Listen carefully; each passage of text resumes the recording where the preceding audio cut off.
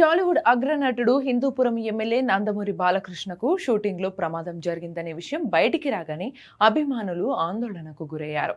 అయితే తాజాగా బాలయ్య మోకాలి శస్త్రచికిత్స విజయవంతంగా పూర్తయింది. ఆయనకు హైదరాబాద్లోని ఏఐజీ ఆసుపత్రిలో ఈ ఆపరేషన్ నిర్వహించారు.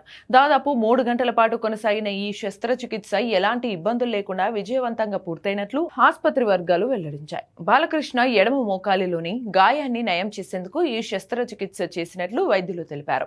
ఆపరేషన్ సమయంలో ఎలాంటి సమస్యలు తలెత్తలేదని వెల్లడించారు.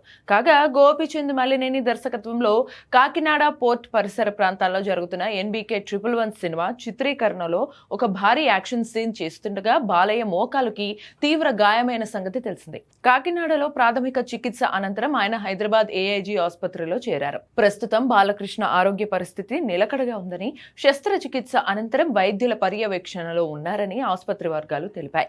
4 వారాల విశ్రాంతి తర్వాత బాలయ్య యథావిధిగా తన పని చేసుకోవచ్చని వైద్యులు సూచించినట్లుగా తెలుస్తుంది. బాలకృష్ణ త్వరగా కోలుకోవాలని అభిమానులు, సినీ ప్రముఖులు ఆకాంక్షిస్తున్నారు.